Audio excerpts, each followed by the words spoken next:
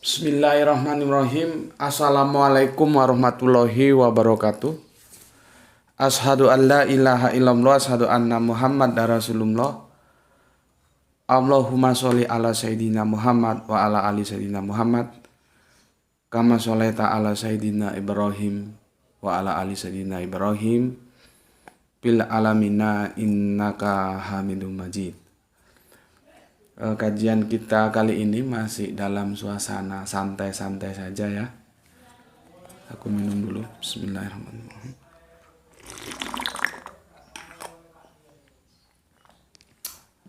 Ya, rubriknya tentang kematian. Ya. Kajian kita tentang kematian. Tahun-tahun ini adalah tahun-tahun duka bagiku ya, karena dua guru bahasa Al-Qur'anku dipanggil oleh Gusti Allah ingkang Maha Agung. Guru bagiku itu adalah siapapun ya. Alam kehidupan ini juga guru ya, secara alamiah, naturali, secara personal. Siapapun yang memberikan informasi kepada kita dari tidak tahu menjadi tahu, itu bagiku guru ya.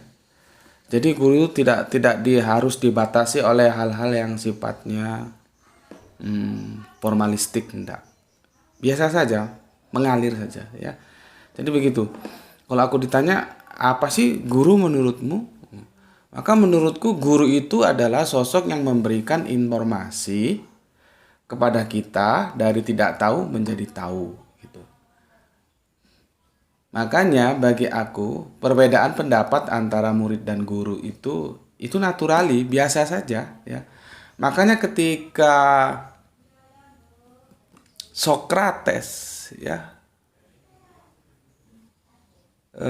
itu berbeda pendapat ya, begitu juga Aristoteles berbeda pendapat dengan Plato, di mana Aristoteles dan Plato itu guru murid.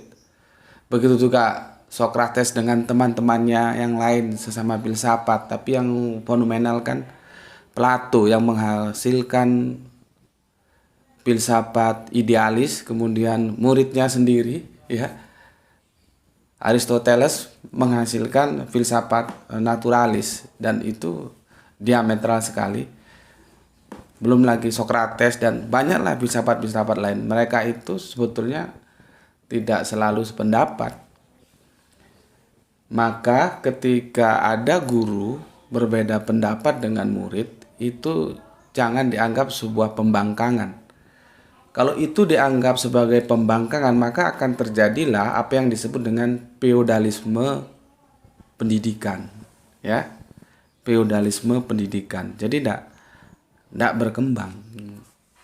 Bayangkan era Plato bersama sang guru bersama muridnya Aristoteles itu jauh sebelum era Masehi itu sudah terjadi perbedaan sudut pandang antara guru murid, ya. Oke, hubunganku dengan guru-guruku itu biasanya bersifat apa ya? Aku jadi ingat lagunya Kus Plus itu, Diam-diam jatuh cinta ya. Ada lagunya Kus Plus itu judulnya Diam-diam jatuh cinta gitu. Hubunganku dengan guruku itu banyak yang diam-diam gitu loh. Artinya diam-diam itu tidak diketahui oleh publik. Dari sekian banyak murid itu tidak semua murid itu tahu bagaimana kedekatannya hubunganku dengan guru-guruku. Itu yang aku maksud ya. Oke. Jauh sebelum bulan Ramadan ya, sekitar ya kurang lebih tiga bulan sebelumnya, almarhum Gus Husnul Hadi ya, semoga Allah selalu merahmatinya. Beliau telah dipanggil Gusti Allah Agung ya. Beliau adalah sosok guru dalam kehidupanku, ya. Dan sebetulnya sih bukan hanya guru, ya. Lebih dari guru dan bersifat dalam relation yang multi relation, ya.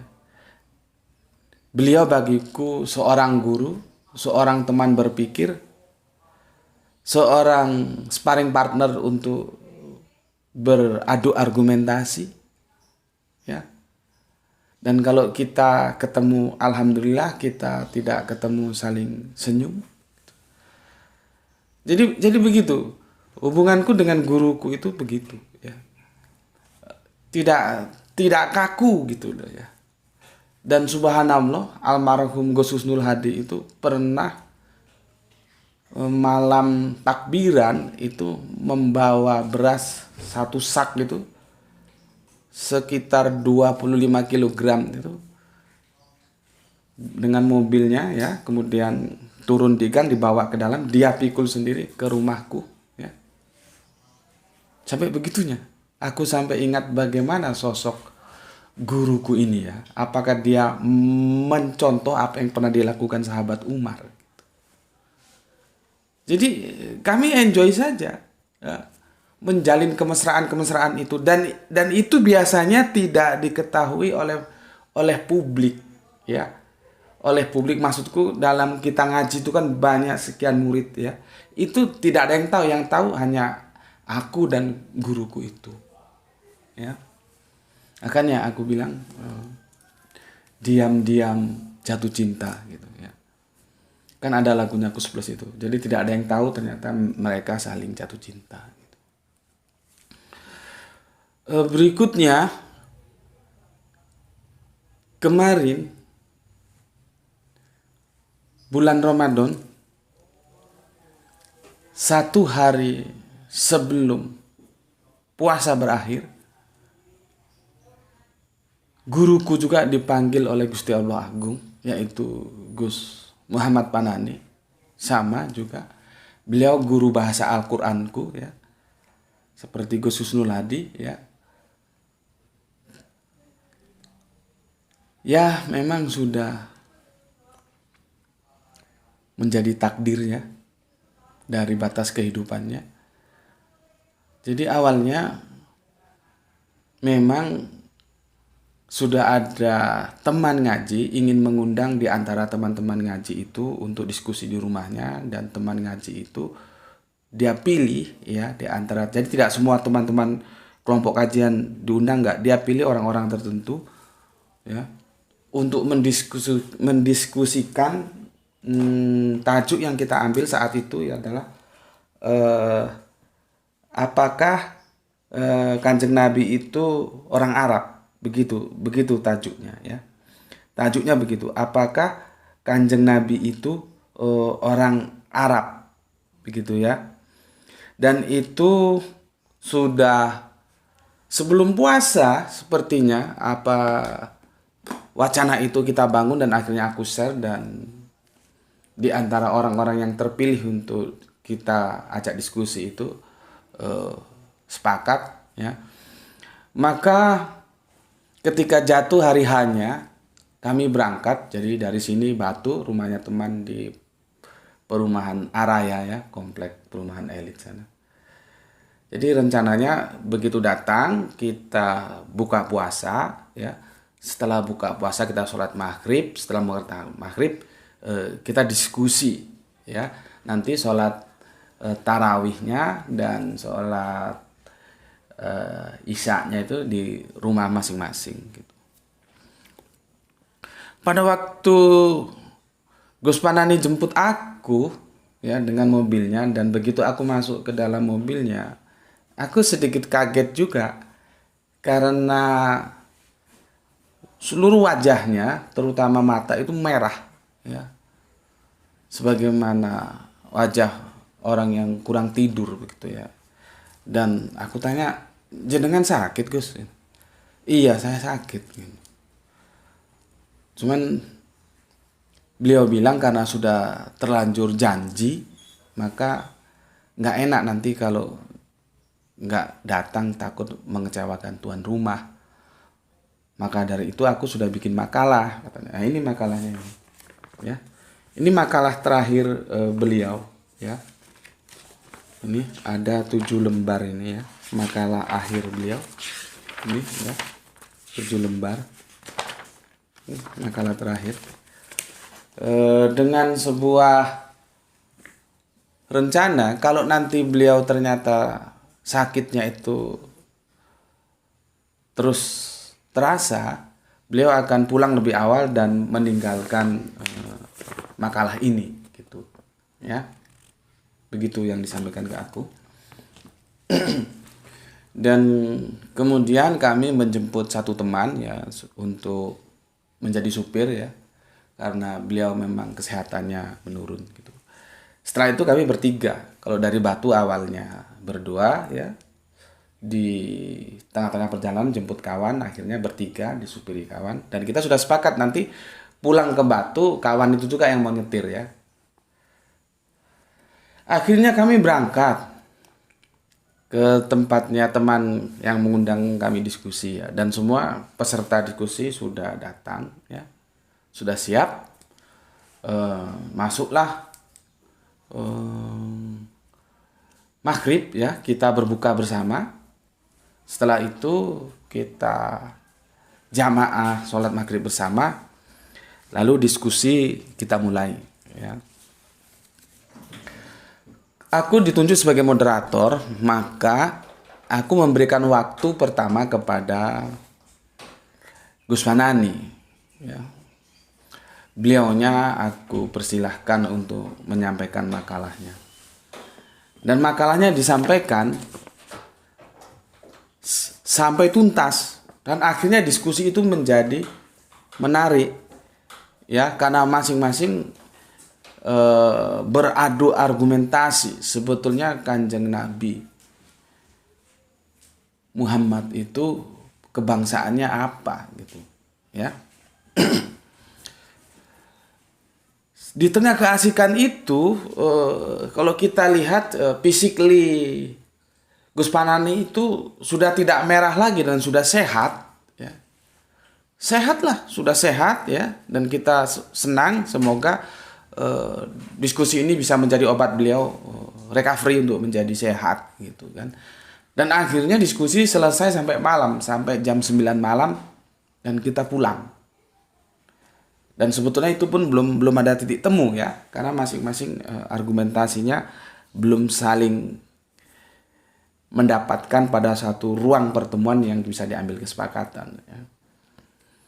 Akhirnya kita pulang, dan kawan ini juga diminta untuk tidak usah untuk menghantarkan ke Batu ya, cukup ke rumahnya saja karena Gus Fanani sudah sehat tuh.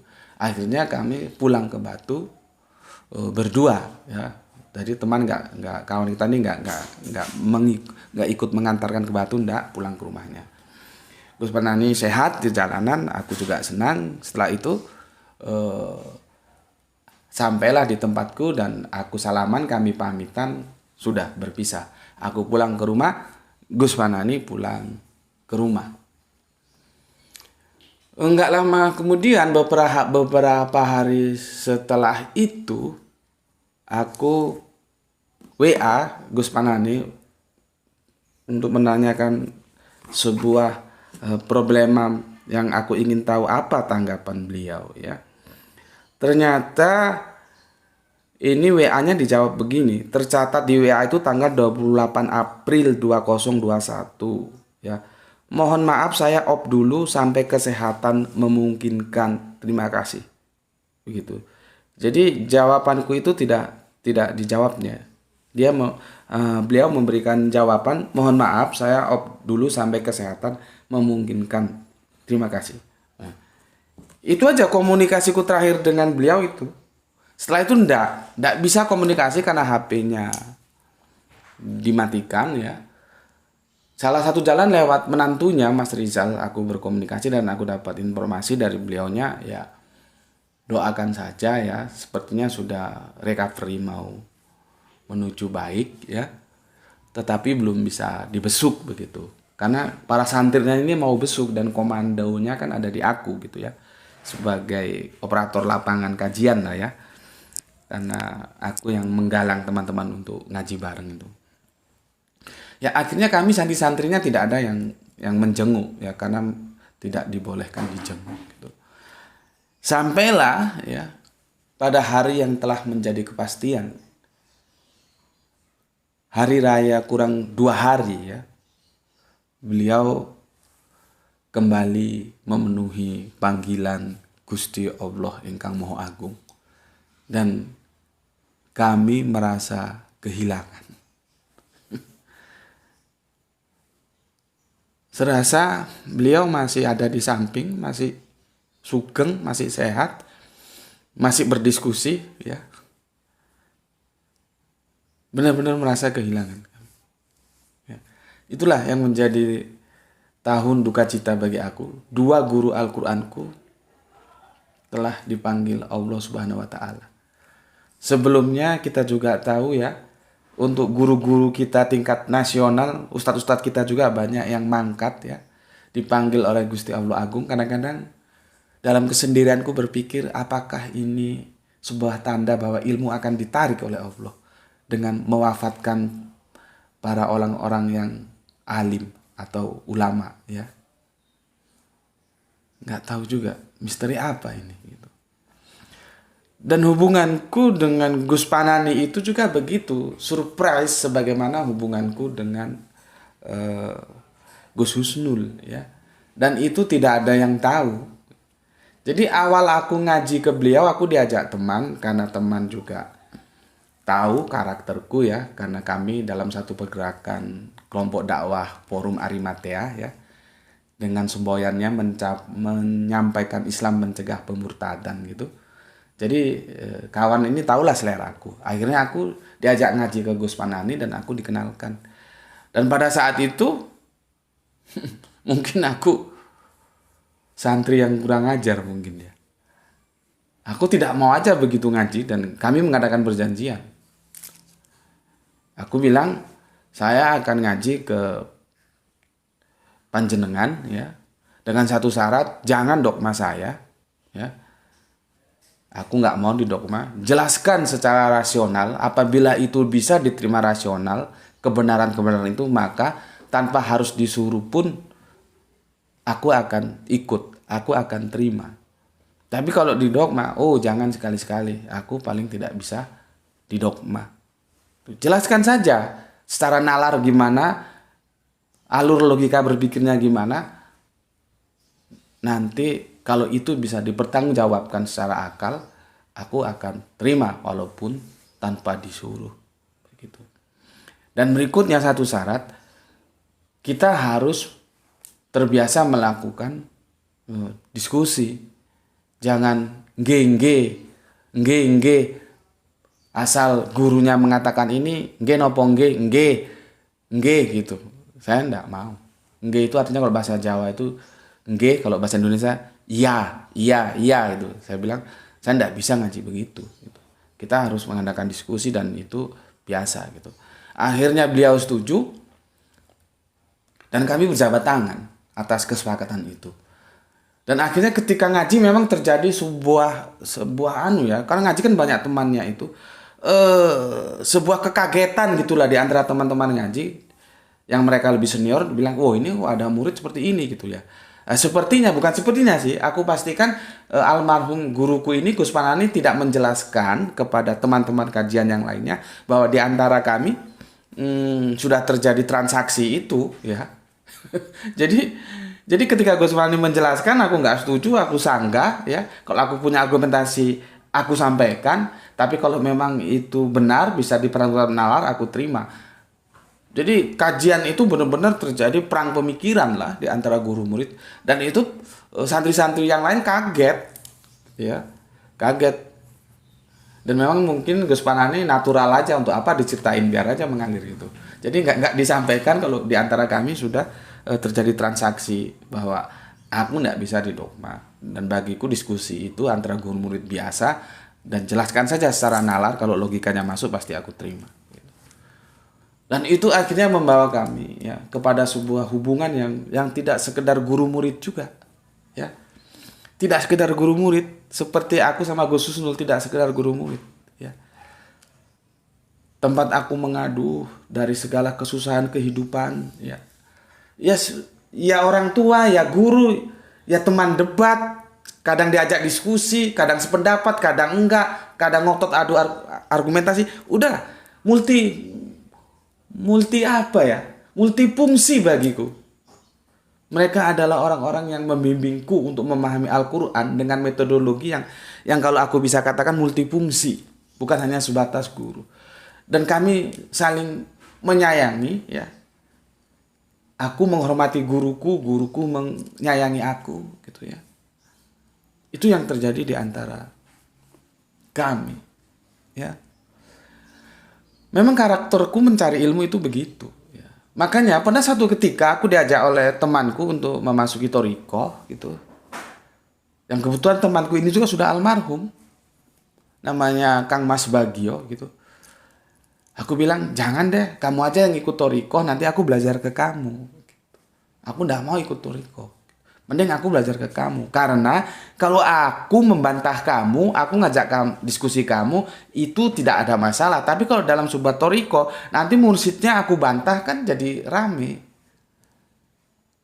Karena memang dalam Thoriko itu tidak ada diskusi yang sifatnya akademis seperti kampus. Sifatnya itu top down dia. Tidak ada bottom up. Top down itu dari atas ke bawah. Apa yang diberikan mursid, terima. Gitu. Dan aku tidak bisa hidup dalam budaya akademis seperti itu. Akhirnya aku tidak mau diajak ikut Thoriko, ya. Cuman aku belajar Thoriko lewat sahabatku ini. Ini begitu, ya. Itulah dua guru yang telah meninggalkan aku. Beliau yang mengajarkan aku Al-Quran, ya. Semoga ilmu yang diajarkan beliau ke aku itu menjadi sebuah amal soleh, ya. Dan itu bisa menjadi catatan langit bagi mereka berdua, ya. Dan akhirnya sekarang guru Al-Quranku tinggal satu, ya. Kalau tadi Gus Husnul sudah mangkat lebih dahulu, kemudian Gus Panani baru kemarin mangkat, dan sekarang tinggal Gus Hendy, ya. Aku sengaja memanggilnya Gus karena aku sudah jelaskan tentang fenomena Gus itu, ya. Itu sebuah panggilan kehormatan dalam budaya Jawa yang sudah bergeser artinya, ya. Gus Hendy juga begitu, ya. Maka aku juga minta bantuan teman-teman, ya, di samping doa untuk dua guruku yang telah dipanggil oleh Allah, ya. Semoga selalu dalam kasih sayang Gusti Allah Agung. Dan untuk guruku Gus Hendy ini, sekarang juga beliau sakit, ya. Maka aku minta bantuan doa kalian, semoga sakitnya segera diangkat oleh Allah, ya. Dan kemarin aku sudah ke rumahnya, sepertinya sudah ada, alhamdulillah sudah recovery, ya. Dan kita lagi menggagas. Kalau dulu kajiannya kan di rumah, di tempatku, ya. Maka karena beliau sedang sakit, meskipun sudah dalam taraf recovery, mungkin kerjanya di rumah beliau nantinya. Dan itu masih nanti akan aku diskusikan sama teman-teman. Jadi begitu, ya. Aku punya beberapa guru, ya. Dan kepada semua guruku, termasuk Gus Hendy itu juga begitu. Hubunganku tidak hanya sekedar guru. Mereka merupakan segalanya bagi aku. Jadi kalau kami berbeda pendapat itu biasa, ya, biasa. Makanya aku katakan guru itu sebatas informasi, memberikan informasi. Guru itu juga manusia, bukan nabi. Jadi dia bisa salah. Makanya aku sampaikan kepada teman-teman, ya. Tolong pahamilah, ya. Guru itu manusia, dia bisa aja salah. Maka janganlah karena gurumu itu, misalkan kamu berguru ke seseorang, pada suatu kasus dia salah, lalu kamu tidak mau ngaji ke dia. Salah itu namanya. Ngaji aja terus. Nanti kan kamu yang menentukan. Yang benar kamu ambil, yang salah kamu tolak. Bukan berarti kalau gurumu itu salah, terus kamu tidak mau ngaji lagi. Karena tidak ada guru yang sempurna. Orang guru itu semua manusia kok. Dan kamu harus berpikir, yang salahnya dia sama banyak benarnya dia, mesti banyak benarnya dia. Kalaupun dia salah, katakan 1%, bukankah 99% itu dia benar? Ya yang benar itu kita ambil. Bukan karena guru kita pada satu momen dia terpleset, ya salah, terus kita nggak mau ngaji lagi, itu nggak benar. Karena guru kita itu juga manusia dan dia bisa salah, gitu loh. Maka terus saja ngaji, ya. Toh nanti yang menentukan kamu mana yang kamu ambil, mana yang kamu tolak. Aku juga begitu sama Gus Panani, ya. Sama Gus Husnul. Kan yang menentukan akhirnya kita, mana yang kita ambil kita tolak. Jadi jangan dianggap guru itu seperti Nabi maksum nggak pernah salah ya. Jadi terus benar terus, jangan, justru itu salah gitu. Ya. Berikutnya sosok Gus Panani itu ya, kalau kalian tahu, aku sempat ngobrol sama ibu ya, sama istrinya kemarin. Sebetulnya memang sudah meninggalkan sebuah pesan-pesan yang bisa dikatakan pesan terakhir lah ya.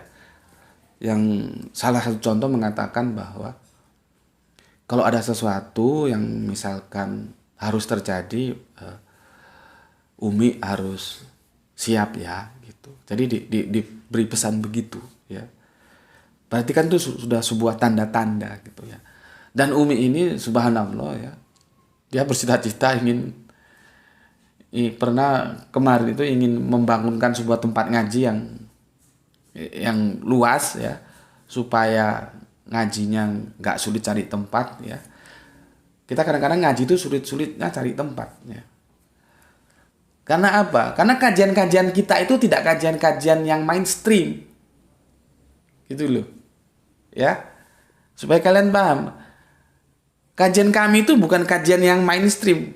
Bayangkan bagaimana ketika semua mainstream mengatakan Kanjeng Nabi Muhammad buta huruf, dan kami mengatakan Kanjeng Nabi Muhammad tidak buta huruf. Kami tidak mau punya Nabi itu buta huruf. Itu kan tidak bisa dilepas di kajian-kajian umum. Itu salah satu contoh, belum yang lain. Ya. Belum yang lain, itu salah satu contoh. Dan subhanallah Gus Panani ini memang sudah menjelajah terutama Sumatera dari ujung ke ujung, tanah Jawa sampai pernah ke Papua juga katanya, mengajarkan Al-Quran. Ya, mengajarkan Al-Quran. Dalam satu waktu pernah umiknya menyarankan sudahlah sedikit dikurangi aktivitas ngajarnya supaya tidak terlalu lelah ya. Karena dulu mobile ya, di Jawa aja beliaunya mobile yang ke Jogja, ke Pati, kemana gitu ya, mengajarkan Al-Quran itu. Ketika Gus Panani diberikan masukan begitu sama Umi, subhanallah, jawabnya itu, coba kamu catat dalam ingatanmu.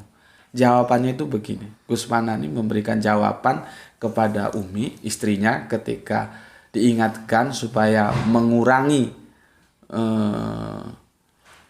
aktivitas dakwahnya supaya tidak terlalu capek, tidak terlalu lelah ya. Dijawab begini, Umi, kamu itu istri keduaku loh ya. Istri pertamaku dakwah. Begitu jawabnya. Sama dengan Gus Husnul. Tapi waktu itu yang memperingatkan adiknya. Karena Gus Husnul juga itu begitu, mobile-nya itu sangat-sangat full time sekali. Ngajar di sana, ngajar di sini, ngajar di sana. Kelompok ibu-ibu, kelompok bapak-bapak, di masjid ini, masjid itu. Dan temanya itu tematik semua. Dalam satu waktu diingatkan oleh adiknya, ya karena kalau Gus Panani itu aslinya Jogja ya, jadi lebih halus ya. Kalau Gus Husnul itu ya halus sih ya, tapi bagaimanapun kan gaya Malang itu beda. Ketika diingatkan adiknya dengan bahasa Malangan gitu, Jawa Malangan maksudku, Cak, mbok yo ngajine iku mbok dikurangi gitu. Apa jawabannya Gus Husnul? Nah, adiknya itu namanya Didik. Wis ta lah Dik, kono ojo ngomong wae gitu. Coba. Itu bahasa Jawanya ketika Mas, mbok yang ngajinya itu frekuensinya dikurangi gitu. Jawab sama Gus, sudah lah Dik, jangan ngomong saja gitu. Kira-kira begitulah translate-nya. Wis ta lah Dik, ojo ngomong wae. Jadi dari dua tokoh ini ya, kita bisa mengambil contoh bagaimana semangat dakwah itu begitu tinggi. Ya. Yang diajarkan apa? Al-Quran. Kan ada pesan untuk kita umat Islam. Sebaik-baik orang itu diantaranya adalah dia yang belajar atau mengajarkan Al-Quran. Maka kalau kami di desa-desa ya, ini desa-desa ini semboyannya begini. Kon itu kamu kon nek orang ngaji ngulango, nek orang ngulang ngaji yo, ojo wis orang ngaji orang ngulang, gitu. Aku terjemahkan bahasa Indonesia. Kalau kamu itu dalam kehidupanmu itu kamu ngaji atau kamu ngajar. Kalau kamu nggak ngajar, kamu ngaji. Kalau kamu nggak ngaji, kamu ngajar. Jangan kamu sudah nggak ngaji, nggak ngajar, gitu loh. Jadi proses belajar mengajar itu harus tetap ada. Yang aku dengan bahasa kampus biasanya menggunakan education. Itu harus terus berjalan. Jadi kon nek urip nek nggak ngaji ngulango, nek nggak ngulang ngaji yo. Ojo kon wis ora ngaji ora ngulang. Gitu. Kamu tanya teman Jawamu lah apa terjemahannya itu, ya. Oke. Memang kematian itu sesuatu yang sudah pasti, ya. Yang sudah pasti, yang tidak bisa dihindari. Jam sudah berapa lama, Le? Coba lihat. 32. Oke. Jadi tidak mungkin kita bisa menghindari kematian itu, ya. Aku bacakan di sini surat Jum'ah, ya, di surat 8. Sesungguhnya kematian yang kamu lari daripadanya, maka sesungguhnya kematian itu akan menemui kamu. Kemudian kamu akan dikembalikan kepada Allah yang mengetahui yang gaib dan yang nyata. Lalu Dia beritakan kepadamu apa yang telah kamu kerjakan. Tuh. Nggak bisa kita lari. Di surat An-Nisa, ya, di surat An-Nisa nomor 78. Di mana saja kamu berada akan mendapat. Di mana saja kamu berada, kematian akan mendapatkan kamu. Ya, kendati pun kamu di dalam benteng yang tinggi lagi kokoh. Ya. Dan kemudian dalam surat Al-Anbiya 34, ya, dikatakan bahwa kami tidak menjadikan hidup abadi bagi seorang manusia pun sebelum kamu. Dalam kurung Kanjeng Nabi Muhammad maksudnya. Domirnya kamu itu ke Kanjeng Nabi Muhammad. Jadi semua nabi-nabi itu juga wafat, menemui maut, ya. Semua, nggak ada yang masih hidup. Ayatnya jelas kok, Al-Anbiya 34. Kami tidak menjadikan hidup abadi bagi seorang manusia pun sebelum kamu. Siapa mau menantang ayat ini? Siapa yang mau ngomong bahwa ada nabi masih hidup? Ya. Dan berikutnya dikunci oleh Quran surat Ali Imran, ya, 185. Setiap jiwa pasti akan merasakan mati. Tuh, ya. Kalau aku ngaji Jawa itu begini tentang kematian. Masio siro mendelik ing gedung hang kukuh pati bakal ngoyak siro. Ya. Jadi walaupun kamu bersembunyi di gedung yang tinggi, kematian itu pasti mengejar engkau. Bakal ngoyak siro. Itu bahasa Jawanya. Ada lagi begini. Pati kui kaya pedang kang mobat mabet ing palagan peperangan. Sopo sing ora kena pati bakal kena pikun. Lan pikun kui idamaning pati. Ya, itu tasawuf Jawa itu begitu. Ya dulu belum ada M16, maka dia bilang bahwa, aku terjemahkan ya, kematian itu seperti pedang yang gini, obat mabit di palakan peperangan itu, di arena pertempuran peperangan, ya. Jadi dia akan menebas leher siapapun. Terus begini, siapa yang tidak kena kematian, dia akan kena pikun. Dan kembali lagi, dan pikun itu idam-idamaning pati. Pikun itu apa ya? Idam-idamaning itu apa ya? Idaman. Jadi gini loh, orang kalau sudah pikun itu sudah nggak punya keinginan mau ngapain lagi hidup ini. Semua sudah, ya akhirnya ya mati itu, ya mati juga kan, gitu loh. Jadi pikun iku idamaning pati, gitu deh. Jadi aku lagi. Pati kuwi kaya pedang kang mobat mabet ing palagan peperangan. Sapa sing ora kena pati bakal kena pikun. Lan pikun kuwi idamaning pati. Coba. Jadi ya, kalaupun di peperangan tidak kena, akhirnya kena pikun. Dan pikun itu keinginannya cuma satu, mati sudah. Ya. Terus bagaimana menghadapi kematian ini? Ya, ini ada sebuah hadis dari Ibnu Majah ya, nomor 4259 ya. Begini katanya, dari Ibnu Umar, ia berkata, aku pernah bersama Rasulullah Shallallahu Alaihi Wasallam, lalu seorang Ansor mendatangi beliau. Ia memberi salam dan bertanya, wahai Rasulullah, mukmin manakah yang paling baik?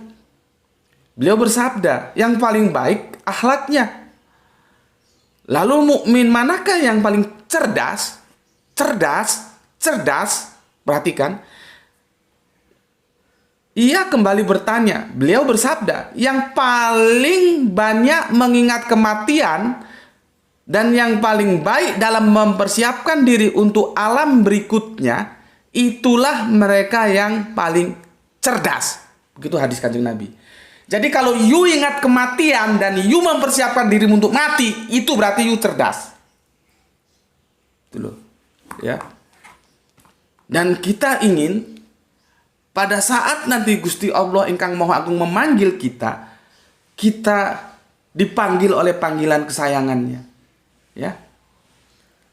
Di mana di surat Al-Fajr ya, dari 27 sampai 30, surat 89 dikatakan, wahai jiwa yang tenang, kembalilah kepada Rabb-Mu dengan hati yang puas lagi diridhoinya.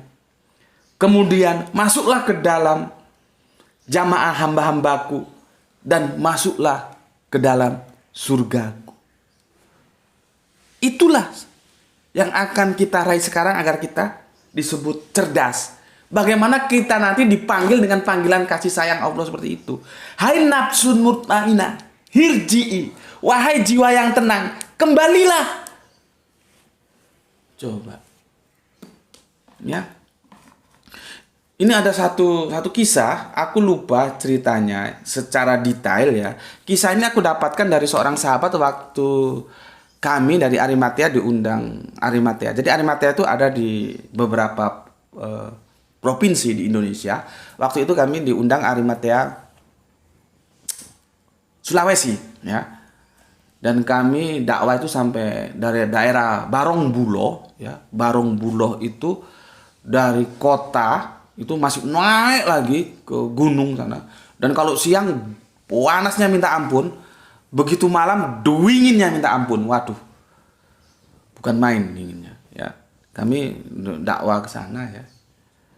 Dan di sana sudah banyak yang murtad, namanya Salman, tapi sudah murtad, sudah tidak lagi Islam ya. Ya itulah fenomena yang ada. Ya, karena itu daerahnya itu katanya pernah dimasuki dari aktivitas dakwah lain ya, dari daerah Toraja katanya. Ya masing-masing punya hak untuk melakukan dakwah ya, bagiku tidak ada masalah, silakan saja. Dan dengan Mas Salman ini kami malamnya diskusi ya, cuman itu dilakukan bisa terjadi karena saling kesepakatan. Jadi siangnya kami sepakat untuk diskusi, malamnya kami laksanakan di rumahnya Mas Salman. Kita diskusi ya, aku diskusi dengan Mbak Salman dan aku jelaskan meskipun dia pasti tahulah bahwa Salman itu adalah nama seorang yang menjadi sahabat Nabi ya. Yang dari mana dia berjalan dari Parsi sana atas masukan dari pamannya, ada yang bilang pamannya, ada yang bilang bapaknya. Sebetulnya pamannya dan atau bapaknya itu sudah sepuh. Seandainya tidak sepuh, dia juga akan ikut mencari Nabi. Karena sudah sepuh, maka si Salman inilah yang disuruh mencari Nabi. Kalau pada waktu itu kisah pamannya itu tukang pandai besi itu ya. Dan dicari akhirnya ketemu dan akhirnya bersahadat menjadi Islam. Tapi Salman yang sekarang ada adalah sudah masuk ke rumah ibadah lain, gitu aku katakan. Dan dia tahulah tentunya itu orang dulu dia Islam. Akhirnya kami diskusi dan setelah aku jelaskan bagaimana masih mau kembali ke Islam atau tetap keluar, dan akhirnya dia keluar. Dia tetap pada agama pilihannya ya, murtad. Ya sudah, laikur abidin, tidak ada paksaan. Tugas kita hanya menyampaikan dan kita sampaikan. Dia tetap pada memilih agamanya yang baru ya, murtad dari Islam. Ya sudah, kita harus hormati pilihan itu. Ya, kan laikur abidin, nggak boleh ada paksaan. Orang Allah bilang kalau aku mau semua beriman juga bisa, apa sulitnya? Gitu. Ya. Akhirnya ketika aku pulang ke Jawa, tidak lama kemudian dapat kabar justru yang bersahadat itu adiknya yang perempuan. Adiknya yang perempuan itu ternyata ketika kami diskusi di sana, rumah kan papan ya, tingkat gitu ya, di bawah ternak itu biasanya sapi atau apa gitu, di atas itu kayu gitu, papan, dinding papan. Nah kami ini semua laki-laki ya. Aku juga pertama heran bagaimana adiknya bisa tahu. Ternyata adiknya mendengar dari balik kamar, dari bilik. Akhirnya adiknya yang wanita yang perempuan itu bersahadat. Ya subhanallah, alhamdulillah gitu. Itu kan sebuah peristiwa yang kita tidak duga-duga. Yang kita dakwai masnya tapi yang kembali adiknya. Kan? Ya alhamdulillah. Ibarat anak panah dia meluncur, biarkan saja panah dakwah itu akan menyasar kepada siapa. Yang penting sudah kita lepaskan gitu. Nah, dari teman yang di Sulawesi sana itu aku pernah dapat cerita begini. Supaya tidak terlalu tersalah aku, maka aku ceritakan intinya saja ya. Kalau nama-namanya aku lupa. Ada sebuah karapan, ya, karapan itu dipimpin oleh seorang pemimpin karapan, jabatan dia apa gitu ya. Yang jelas dia seorang pemimpin melalui padang pasir. Sebentar aku minum dulu. Bismillahirrahmanirrahim.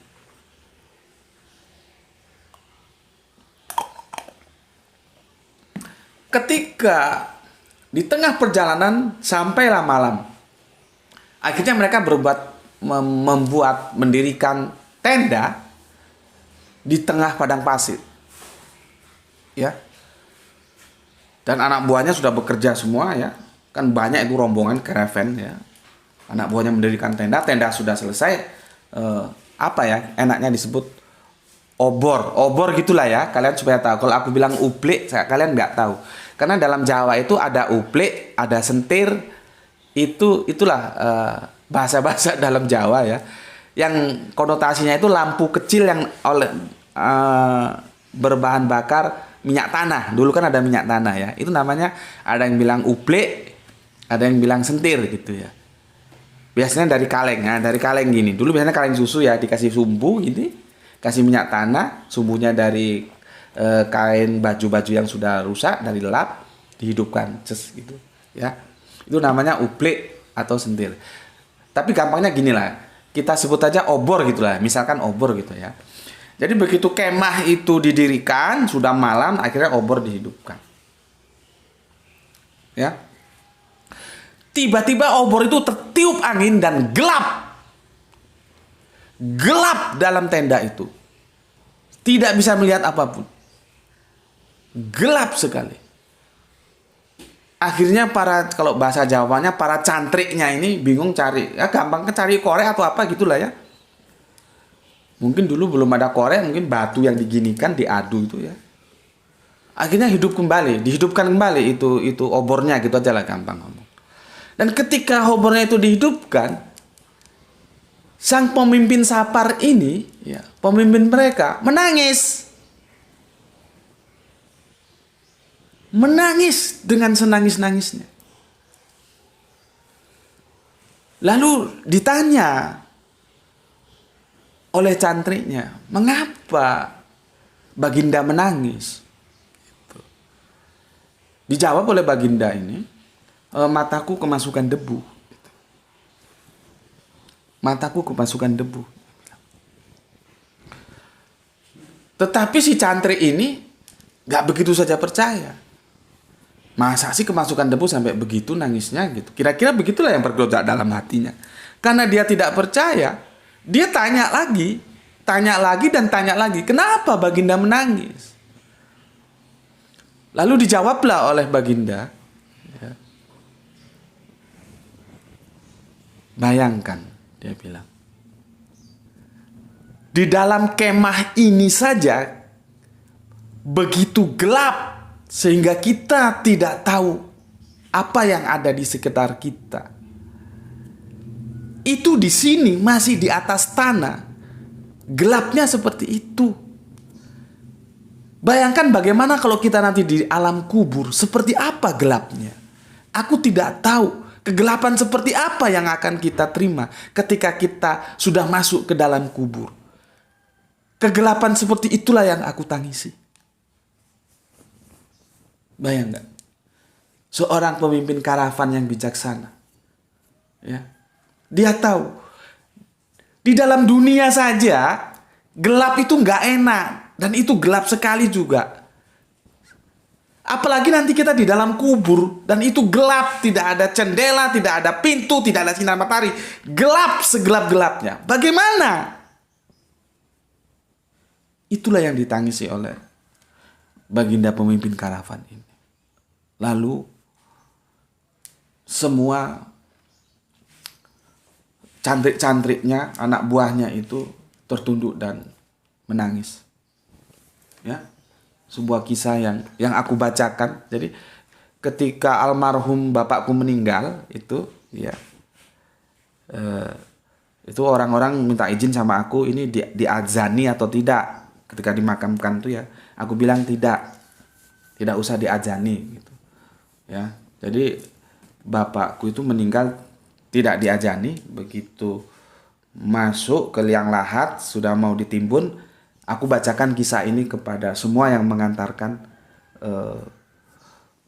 jenazah bapakku ke kubur ya. Semoga cerita itu bisa menjadi education bagi mereka semua. Maksudku begitu. Ya. Bagaimana nanti kita di dalam kubur ini? Persiapan apa yang kita lakukan supaya kita mempunyai lampu di dalam kubur yang gelap gulita itu? Ya. Nah, berbicara penerang kubur, itu ternyata ada beberapa amalan yang itu bisa menjadi penerang kita di dalam kubur kelak. Pertama, menjaga salat 5 waktu. Kedua, bersedekah. Ketiga, membaca Al-Quran. Ya. Itulah di antara beberapa amalan yang menjadi penerang kita di dalam kubur nanti. Dan aku mau fokus membaca Al-Quran. Ya. Jadi, membaca ini ya, jangan kamu pahami sekedar membaca. Ya kalau memang kemampuannya membaca, ya enggak apa-apa sekedar membaca. Seperti mamaku, itu kan almarhum mamaku orang-orang awam ya. Tentunya membaca ya sekedar membaca. Tetapi bagi kalian yang sudah pada pinter-pinter nih, maksudnya membaca itu mengamati, mempelajari, mengenal, setelah paham mengaplikasikan apa yang kamu dapat dalam Al-Quran itu. Begitu maksudnya. Ya. Dan begitu juga seperti aku bilang tadi. Ya. Menjadi salah satu yang amalan baik ketika kamu belajar Al-Quran atau kamu mengajarkan Al-Quran. Ya.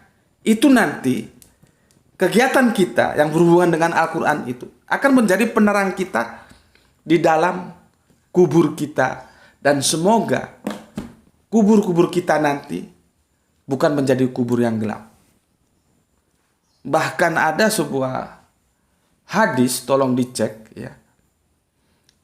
Aku tidak hafal ya sanadnya, tapi matannya begini. Jangan jadikan rumahmu itu kuburan.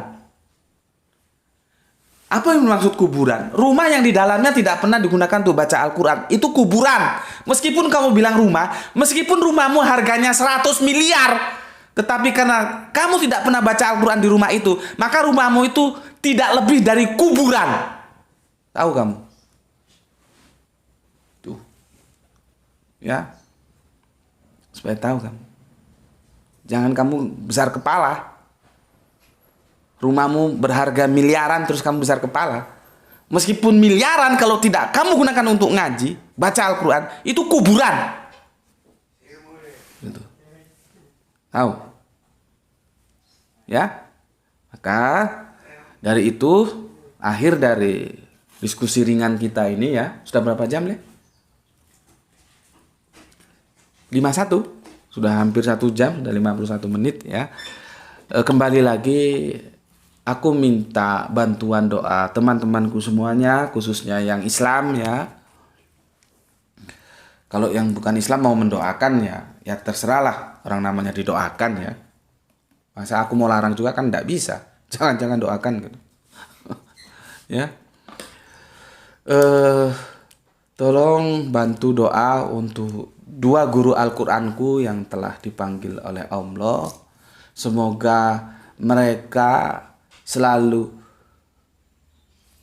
hidup dalam tidur panjangnya, tidak pernah lepas dari curahan kasih sayang Gusti Allah ingkang Maha Agung. Ya, semoga tidur panjang guru-guruku itu, mereka berdua selalu dalam curahan kasih sayang Gusti Allah Agung. Dan begitu juga untuk guruku Gus Hendy, mohon bantuan doa semoga penyakitnya segera diangkat ya, sehingga bisa mengajar kami tentang Al-Quran dan aku membagikannya kepada kalian. Jadi estafet ya. Jadi aku ini melakukan yang begini loh. Nenggak ngaji ngulang, nggak ngulang ngaji yo. Ojo wis orang ngaji orang ngulang. Nah, aku ini mengambil posisi aku yo ngaji yo ngulang. Jadi apa yang aku bagikan ke kalian semua itu hasil dari apa yang aku dapatkan dari guru-guruku. Meskipun tentunya aku nggak mau copy paste guruku. Aku kan orang yang nggak bisa didikte. Aku nggak bisa didoktrin gitu loh. Jadi guru-guruku itu memberikan informasi kepada aku dan aku godok, aku kemas informasi itu, aku bagikan kepada kalian gitu. Begitu juga kalian jangan seperti aku. Jadilah diri kalian sendiri. Aku hanya sebatas memberikan informasi kepada kalian. Dan kalian ketika sudah mendapatkan informasi dari aku, kalian punya kewajiban, berulang kali aku sampaikan. Kalian punya kewajiban untuk menyampaikan informasi itu kepada yang lain. Karena zakatnya ilmu itu begitu. Kalau kamu punya zakat, ilmunya diajarkan. Jangan berhenti di kamu. Ya. Jadi aku ulangi lagi ya, mohon bantuan doa untuk almarhum Gus Husnul, almarhum Gus Panani ya, semoga selalu dalam kasih sayang Allah, dalam tidur panjangnya. Begitu juga untuk Gus Hendy, mohon didoakan semoga sakitnya segera diangkat oleh Gusti Allah ingkang Maha Agung sehingga bisa membagikan ilmunya kembali. Itu dari aku ya, semoga obrolan kita ini senja ini ya bisa ada manfaatnya ya. Dan aku ucapkan assalamualaikum warahmatullahi wabarakatuh.